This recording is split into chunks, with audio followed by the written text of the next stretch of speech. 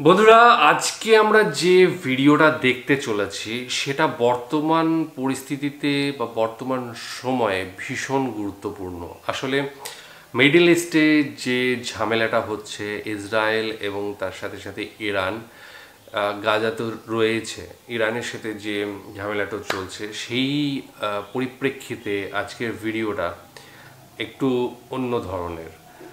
আমরা জানি ইসরায়েল হচ্ছে ইহুদিদের বাস এবং সেই ইহুদিদের যে ইতিহাস, সেই ইতিহাসটা আমরা কিছুটা জেনেছি এবং ইসলামের সঙ্গে ইহুদি যে কীরকম সাংঘর্ষিক সেটা আমরা কিছুটা হলেও জানি এবং তোমরা তো অবশ্যই জানো।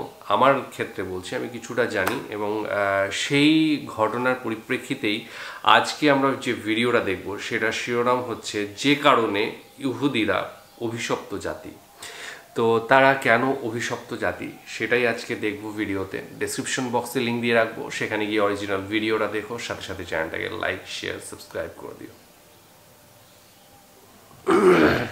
একটা জাতি কতটা অকৃতজ্ঞ ও নাফরমান হতে পারে তার সবচেয়ে বড় উদাহরণ বনি ইসরায়েল তথা ইহুদি জাতি। ইহুদিদের এই হারামিপনা শুরু হয় সেই মুসা আলাইহিসসালামের যুগ থেকেই, যে মুসা আলাইহিসসালাম তাদেরকে রক্ষা করতে গিয়ে নিজের জীবন বাজি রেখেছিলেন। মুসা আলাইহিসসালাম লোহিত সাগর পাড়ি দিয়ে ফেরাউনের মতো দুরাচারী শাসকের কবল থেকে তাদেরকে উদ্ধার করেছিলেন, অথচ তার সাথেই পরবর্তীতে পল্টি নেয় বিশ্বাসঘাতক বনি ইসরায়েল জাতি। আশ্চর্যের বিষয় হচ্ছে যে মুসা আলাইহিসসালামের লাঠির আঘাতে লোহিত সাগর দ্বিখণ্ডিত হয়ে যাওয়া সহ তার জীবনের প্রতিটি মোজেজার প্রত্যক্ষ সাক্ষী ছিল এই ইহুদিরা। তা সত্ত্বেও তারা মুসা আলাইহিসসালামের সাথে উদ্ধত আচরণ শুরু করে এবং তারা তার অবাধ্য হয়ে পড়ে। এর শাস্তিও অবশ্য তাদেরকে পেতে হয়েছিল।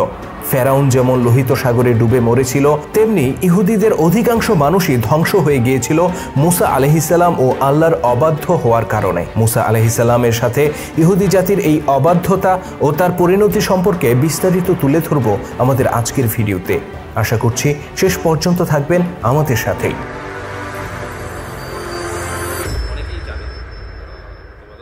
শত শত বছর ধরে ফেরাউনের নির্যাতনে ইহুদিদের অবস্থা যখন শোচনীয়, তখন তারা দিনরাত প্রার্থনা করত যেন তাদের কাছে একজন নবী আসেন যিনি তাদেরকে উদ্ধার করবেন। তাদের এই প্রার্থনার বদৌলতে আল্লাহ তাআলা শেষ পর্যন্ত নবী মুসা আলাইহিসসালামকে পাঠান। কিন্তু দেখা গেল বনি ইসরায়েলিরা ফেরাউনের দাসত্ব থেকে মুক্ত হওয়ার পরপরই মুসা আলাইহিসসালামের সাথে অবাধ্যতা দেখাতে শুরু করে।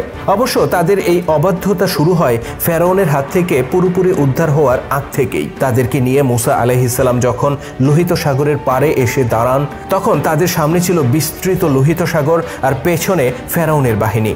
অবস্থা বেগতিক দেখে এ সময় ইহুদিরা মুসা আলাইহিসসালামকে দোষারোপ করতে শুরু করে। তারা বলে, হে মুসা, ফেরাউন আমাদের উপর অত্যাচার করত, এটা ঠিক, কিন্তু এত নির্যাতনের মাঝেও অন্তত প্রাণটা তো বেঁচে ছিল। কিন্তু তুমি আমাদেরকে এমন জায়গায় নিয়ে এসেছো যেখানে মৃত্যু ছাড়া আমাদের সামনে কোনো পথ খোলা নেই। তারা মুসা আলাইহিসসালামকে অভিশাপ দিতে শুরু করে। এভাবেই তাদের অবাধ্যতা ও উদ্ধত আচরণ প্রকাশ পেতে শুরু করে। তবে সেই যাত্রায় আল্লাহ তাআলা ইহুদিদেরকে রক্ষা করেন। তার নির্দেশে লোহিত সাগর দুই ভাগে ভাগ হয়ে যায় এবং বনি ইসরায়েলিদেরকে নিয়ে মুসা আলাইহিসসালাম সাগর পাড়ি দেন। আর তাদের পিছু ধাওয়া করতে গিয়ে ফেরাউন তার বাহিনী সহ ধ্বংস হয়ে যায়। মুসা আলাইহিসসালামের সাথে ইহুদিরা দ্বিতীয়বারের মতো বেঈমানি করে লোহিত সাগর পার হওয়ার কয়েকদিন পর। ফেরাউনের কবল থেকে মুক্ত হয়ে মুসা আলাইহিসসালাম তার কওমের লোকজনকে বড় ভাই হারুন আলাইহিসসালামের তত্ত্বাবধানে রেখে তুর পাহাড়ে চলে যান আল্লাহর পক্ষ থেকে আসমানি কিতাব নিয়ে আসার জন্য। মাত্র 40 দিন তিনি সেখানে অবস্থান করেছিলেন, কিন্তু সেখান থেকে ফিরে দেখেন তার সম্প্রদায়ের লোকেরা নিজেদের হাতে মূর্তি তৈরি করে তার পূজা করতে শুরু করেছে।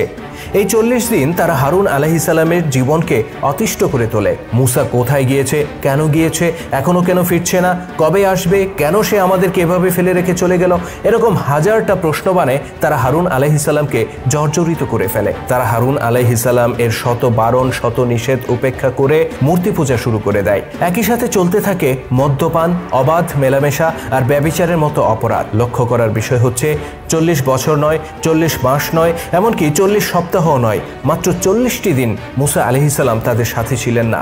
হযরত মুসা আলাইহিসসালাম যখন তুর পাহাড় থেকে ফিরে আসেন, তিনি অবাক বিস্ময়ে ইহুদিদের অধঃপতন প্রত্যক্ষ করেন। অতঃপর আল্লাহ তাআলা ইহুদিদের মধ্যে যারা খুব বেশি নাফরমানি করেছিল তাদের উপর গজব নাজিল করেন এবং বাকিদেরকে ক্ষমা করে দেন। ক্ষমাপ্রাপ্ত ইহুদিরা মুসা আলাইহিস সালামের নেতৃত্বে নতুন কোনো ভূখণ্ডের সন্ধানে বের হয়। তবে তাদের রক্ত থেকে মুছে যায়নি নাফরমানি। সেটা বোঝা যায় কিছুদিন পরেই, যখন আল্লাহ তাআলার পক্ষ থেকে নির্দেশ আসে আল্লাহর উদ্দেশ্যে একটি গরু কুরবানি করতে হবে। ইহুদিরা তাদের পূর্বপুরুষ ইব্রাহিম আলাইহিস সালাম কর্তৃক নিজের সন্তানকে কোরবানি করার ইতিহাস ভালো করেই জানত। তথাপি তারা গরু কুরবানি না করার জন্য নানা অজুহাত বের করতে থাকে। গরুর রং কি হবে, তার স্বাস্থ্য কেমন হবে, এটা কেমন হবে, ওটা কেমন হবে, এরকম হাজারটা প্রশ্ন তুলতে থাকে। শেষ পর্যন্ত নিজেদের অনিচ্ছা সত্ত্বেও তারা একটি গরু কুরবানি করে। যে আল্লাহ গোটা ইহুদি জাতিকে তাদের শত শত বছরের দাসত্ব থেকে উদ্ধার করে নিয়ে এসেছেন, সেই আল্লাহর আদেশে একটি মাত্র গরু কুরবানি করতে এত গরিমসি করা কেবল ইহুদি জাতির পক্ষেই সম্ভব। ইহুদিদেরকে ফেরাউনের কবল থেকে উদ্ধার করে মুসা আলাইহিস সালাম মিশর ছেড়ে বের হয়েছিলেন, কিন্তু তিনি তাদেরকে নিয়ে কোথায় যাবেন এই ব্যাপারটা তখনও নিশ্চিত ছিল না। বনি ইসরায়েলিদেরকে নিয়ে মুসা আলাইহিস সালাম কিছুদিন উদ্দেশ্যহীনভাবে ঘুরে বেড়ান, কিন্তু একসময় ইসরায়েলিরা ক্ষিপ্ত হয়ে ওঠে আর মুসা আলাইহিস সালামকে বলে, এরকম ভূমিহীন অবস্থায় আমরা আর কতদিন থাকবো? এর চেয়ে তো মিশরেই আমরা ভালো ছিলাম। গোলাম ছিলাম তা ঠিক, কিন্তু পেটে তো অন্তত দুমুঠো খাবার পড়তো, রাতে ঘুমানোর জন্য অন্তত একটু আশ্রয় পেতাম। তুমি আর তোমার আল্লাহ তো আমাদেরকে সেটাও দিতে পারছো না। অতঃপর তাদের এরকম আচরণ দেখার পর আল্লাহর পক্ষ থেকে নির্দেশ এলো, তোমরা ফিলিস্তিনে প্রবেশ করো। ইহুদিরা তখন বলল, সেখানে তো অনেক শক্তিশালী কয়েকটি গোত্র বসবাস করে, তারা আমাদেরকে সেখানে ঢুকতে দেবে না। আল্লাহ পাক নির্দেশ দেন, তোমরা তাদের সাথে যুদ্ধ করো, তারা যতই শক্তিশালী হোক আমি তোমাদেরকেই বিজয়ী করব। অকৃতজ্ঞ ইহুদিরা তখন বলে, হে মুসা, তুমি আর তোমার আল্লাহ গিয়ে সেখানে যুদ্ধ করো, আমরা এখানেই বসে থাকব। আগে তোমরা যুদ্ধ করে শহর খালি করো, তারপর আমরা সেখানে প্রবেশ করব। বনি ইসরায়েলিদের এরকম নাফরমানিমূলক কথা ও অধ্যত্বের কারণে আল্লাহ তাআলা তাদের উপর 40 বছরের জন্য অভিশাপ নাজিল করেন। তিনি জানিয়ে দেন, আগামী 40 বছর তোমরা পৃথিবীর কোনো জায়গায় কোনো আশ্রয় পাবে না। এই অবস্থায় শুধুমাত্র ভাই হারুন তথা নিজের পরিবার এবং ইউশা ও কাবুত নামে দুজন ইমানদার শিষ্য মুসা আলাইহিস সালামের সাথে থেকে যান। বাকি গোটা ইহুদি জাতিটাই মুসা আলাইহিস সালামকে ত্যাগ করে। তারা সেই মিশরের দিকে ফিরতি যাত্রা শুরু করে, যে মিশর থেকে তারা অল্প কিছুদিন আগে পালিয়ে এসেছিল। কিন্তু আল্লাহ তাআলার পরিকল্পনা ছিল ভিন্ন। তিনি আগেই বলে দিয়েছেন, পৃথিবীর কোনো জনপদেই এই ইহুদিদের আশ্রয় মিলবে না। এর প্রমাণ তারা পরদিন থেকেই পেতে শুরু করলো। তারা মিশর অভিমুখে যাত্রা করলে দিন ভর চলার পর সন্ধ্যায় তারা ঘুমিয়ে পড়ত। পরদিন সকালে ঘুম থেকে উঠে দেখত আগের দিন তারা যেখান থেকে যাত্রা শুরু করেছে আজকেও সেখানেই রয়ে গেছে। জায়গাটির নাম ছিল তিহ প্রান্তর। এভাবে বহুদিন বহু রাত হেঁটেও তারা তিহ প্রান্তর অতিক্রম করতে পারে না, তারা সেখানেই আটকে যায়। এভাবে মরুভূমির বুকে খাবারহীন পানিহীন অবস্থায় একে একে মরতে শুরু করে মালাউন বনি ইসরায়েল জাতি। কিছুদিন পর হযরত মুসা আলাইহিস সালাম নিজ সম্প্রদায়ের লোকদের খবর নিতে এসে দেখেন তাদের এই দুরবস্থা। তিনি তাদের জন্য আল্লাহ তাআলার কাছে প্রার্থনা করেন, কিন্তু আল্লাহ পাক তার দোয়া কবুল করেন না। তিনি সাফ সাফ বলে দেন, হে মুসা, ভবিষ্যতে তোমার এই সম্প্রদায়ের জন্য আমার কাছে কোনো সুপারিশ করবে না। ফলে সেই বিরান ময়দানে ক্ষুধা তৃষ্ণায় মৃত্যুমুখে পতিত হয় বনি ইসরায়েল জাতি। নিজ সম্প্রদায়ের উপর আল্লাহ পাকের এই শাস্তি দেখে মুসা আলাইহিস সালাম সহ্য করতে পারেন না। তিনি আল্লাহর কাছে তাদের ক্ষমার জন্য আবারও করুণভাবে প্রার্থনা করতে থাকেন, কিন্তু আল্লাহ তাআলার সিদ্ধান্ত ছিল 40 বছর ইহুদিরা এখানেই সাজা ভোগ করবে। তবে মুসা আলাইহিস সালামের দোয়ার বদৌলতে সেই বিরান ভূমিতে তিনি ইহুদিদের জন্য খাবার ও পানির ব্যবস্থা করে দেন। আল্লাহর নির্দেশে মান্না ও সালোয়ার নামে 2 ধরনের খাবার পাঠানো হতো বনি ইসরায়েলিদের জন্য। এগুলো ছিল আসমানি খাবার যা রান্না করে খেতে হতো না। অন্যদিকে পানির সমস্যা সমাধানের জন্য মুসা আলাইহিস সালাম আল্লাহর নির্দেশে তার সেই মজেজাপূর্ণ লাঠি দিয়ে নিকটস্থ একটি পাহাড়ের গায়ে আঘাত করলে সেখান থেকে ঝর্ণার সৃষ্টি হয়। ইহুদিদের 12টি গোত্রের জন্য আলাদা 12টি ঝর্ণার সৃষ্টি হয়, যেন পানি নিয়ে তাদেরকে কারাকারি করতে না হয়। আর এভাবে বারবার আল্লাহর নাফরমানি করা সত্ত্বেও আল্লাহ তাআলা তার নবীর দোয়ার বদৌলতে বনি ইসরায়েলিদের জন্য খাবার ও পানির ব্যবস্থা করে দেন। কিন্তু নাফরমান হলে যা হয় আর কি। তারা একদিন বলে বসে, হে মুসা, প্রতিদিন একই খাবার খেয়ে খেয়ে আমাদের অরুচি এসে গেছে, আমরা মাটি থেকে খাবার উৎপন্ন করে খেতে চাই। তাদের এমন খায়েশের কথা শুনে আল্লাহ তাআলা বলেন, হে মুসা, তাদেরকে বলে দাও কোনো জনপদে গিয়ে নিজেদের খাবারের ব্যবস্থা যেন নিজেরাই করে নেয়। অতঃপর আসমানি খাবারের ব্যবস্থা বন্ধ হয়ে যায়। ইহুদিরা রওনা হয় নিকটবর্তী কোনো শহরের উদ্দেশ্যে, কিন্তু মনে রাখতে হবে 40 বছর তখনও পূর্ণ হয়নি। তারা শত চেষ্টা করেও তিহ প্রান্তর ত্যাগ করতে পারে না, ফলে আবারও অনাহারে তারা মরতে শুরু করে। এবার আল্লাহ পাক তাদের প্রতি কোনো করুণা দেখান না। মুসা আলাইহিস সালামের নেতৃত্বে ইহুদিদের যে প্রজন্ম মিশর ছেড়েছিল তাদের প্রত্যেকের মৃত্যু হয় এই তিহ প্রান্তরে। দুঃখজনক বিষয় হচ্ছে এই অভিশপ্ত 40 বছর পূর্ণ হওয়ার আগেই আল্লাহ নবী মুসা আলাইহিস সালাম ও হারুন আলাইহিস সালামও ইন্তেকাল করেন। এত কষ্ট করে জীবনের ঝুঁকি নিয়ে যে মানুষগুলোকে ফেরাউনের হাত থেকে তারা উদ্ধার করেছিলেন, সেই মানুষগুলোকে সুন্দর কোনো ভূখণ্ডে তারা রেখে যেতে পারেননি তাদের নাফরমানির কারণে। তবে 40 বছর পূর্ণ হওয়ার পর মুসা আলাইহিস সালামের একান্ত অনুগত শিষ্য ইউশার নেতৃত্বে বনি ইসরায়েলের পরবর্তী প্রজন্ম ফিলিস্তিনে প্রবেশ করার সুযোগ পায়। এই প্রজন্মের জন্ম হয়েছিল লোহিত সাগর পার হওয়ার পরে, তবে তাদের মধ্য থেকেও নাফরমানির রক্ত মুছে যায়নি। পরবর্তীতেও তারা বারবার আল্লাহর সাথে নাফরমানি করে।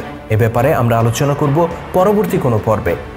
যে ভিডিওটা দেখলাম সেটাই আমার মনে হলো যে কোনো মুভির ক্লিপ রয়েছে বা সিরিজের ক্লিপ রয়েছে। তো তোমাদের জানা থাকলে তাহলে অবশ্যই জানিও। আমরা সেই ধরনের ভিডিও যেটা আমরা এর আগেও করেছিলাম ইউসুফ জুলেখা, সেই এপিসোডগুলো করতে পারি। এই যে ভিডিওটা সেটার নাম জানা থাকলে অবশ্যই সেটা বাংলায় হতে হবে।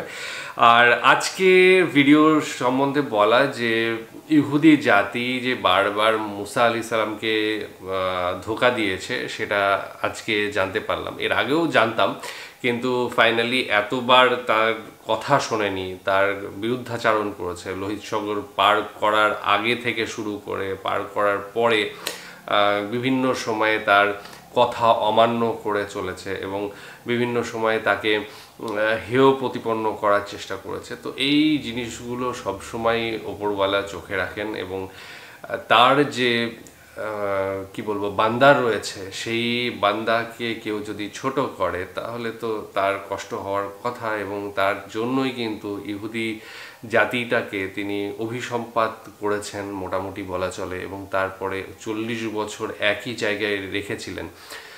তাদের কোনো স্থায়ী বাসস্থান হয়নি সেই সময়। 40 বছর ধরে তারা একটা জায়গায় ঘুরেছে। সেখানে অবশ্য মুসা আলাইহিস সালামের জন্য প্রার্থনার জন্য তিনি খাবারের ব্যবস্থা করে দিয়েছিলেন, ঝর্ণার জলের ব্যবস্থা করে দিয়েছিলেন, এবং প্রত্যেকটা উপজাতির জন্য আলাদা আলাদা, প্রত্যেকটা গোত্রের জন্য আলাদা আলাদা জলের ব্যবস্থা করে দিয়েছিলেন ঝর্ণার। এবং তারপরেও যখন আসলে বলে না সুখে থাকলে ভূতে কি লইতো, সেই রকম একটা জিনিস হয়েছিল। তাদের একই খাবার খেতে পছন্দ হচ্ছিল না বারবার। তো তাদের ইচ্ছা হয়েছিল জমি থেকে ফসল ফলিয়ে তারা বিভিন্ন ধরনের খাবার খাবে। তো তখন ওপরওয়ালা বলেন যে আসলে তোমরা এই কাজটা করো, মানে মুসা আলাইহিস সালামকে বলেন যে তোমাদের এখান থেকে চলে যেতে বলো এবং অন্য কোথাও গিয়ে ফসল ফলিয়ে খেতে বলো। আসলে এটা একটা স্বাভাবিক একটা রাগের বিষয়। এবং সেখানে আমরা দেখলাম যে তারা সেই যে 40 বছরের যে অভিসম্পাত রয়েছে সেটা কাটিয়ে কোথাও যেতে পারলো না, একই জায়গায় থাকলো এবং সেখানেই মারা গেল। তো তারা যদি তার মুসা আলাইহিস সালামের কথাগুলো শুনতেন তাহলে হয়তো বা এই জিনিসগুলো হতো না। তাদের একটা উজ্জ্বল ভবিষ্যৎ থাকতো, তারা হয়তো বা আগামী দিনে আরও ভালো কিছু পেত, তাদের জীবনটা আরও ভালোভাবে কাটতো। এবার এত কিছু হয়ে যাওয়ার পর প্রশ্ন হচ্ছে যে মুসা আলাইহিস সালামকে এই ইসলামে যেভাবে বলা হয়েছে, আমার প্রশ্ন হচ্ছে যে ইহুদিদের যে গ্রন্থ রয়েছে সেখানেও কি এইভাবেই তার কাহিনীগুলো বলা রয়েছে কিনা, তার যে সমস্ত ইতিহাসগুলো বলা রয়েছে এখানে সেখানেও একই জিনিস বলা আছে কিনা তোমরা একটু কাইন্ডলি জানাবে। যদি জানা থাকে অবশ্যই অনেকেই জানার চেষ্টা করে, সেই জন্য জানা থাকতেই পারে। তো তোমরা এটা জানিও যে মুসা আলাইহিস সালামকে একইভাবে সেখানে পেশ করা হয়েছে কিনা, তার কথা যে শোনা হয়নি, তারপরে উপরওয়ালা তার উপরে যে দয়া করেছিলেন এবং সেই দয়ার প্রতিফল হিসেবে তার বিরুদ্ধে গিয়ে মানুষ দাঁড়িয়েছিল এবং তারা একটা বেইমানি করেছিল। তো সেই জিনিসগুলো সেখানেও লেখা রয়েছে কিনা ইহুদিদের ধর্মগ্রন্থে, তো সেটা থাকলে অবশ্যই তোমরা একটু জানাবে। আর যদি সেই ধরনের লিঙ্কও থেকে থাকে তাহলে অবশ্যই পাঠিও। যাই হোক, আজকের ভিডিওটার সারবত্তা হচ্ছে যে সেই অভিসম্পাত এখনও হয়তো ইহুদিরা বয়ে চলেছে এবং আগামী দিনেও বয়ে চলবে, এবং তার থেকে বেরিয়ে আসার উপায় হয়তো বা স্রষ্টার কাছে অনুশোচনা, এবং সেই অনুশোচনাটা কিভাবে হবে সেটা কিন্তু এখনও মানে কোথাও বলা নেই। হয়তো বা হতেও পারে, আবার নাও হতে পারে, সেটা ওপরওয়ালার ইচ্ছার উপরে নির্ভর করছে। তো তোমাদের কেমন লেগেছে জানিও, ডেসক্রিপশন বক্সে লিঙ্ক দিয়ে রাখবো, সেখানে গিয়ে অরিজিনাল ভিডিওটা দেখো। আজকের মতো এখানে শেষ করছি, আগামী দিন আবার আসছি অন্য কিছু নিয়ে, ততক্ষণের জন্য স্টে টিউনড।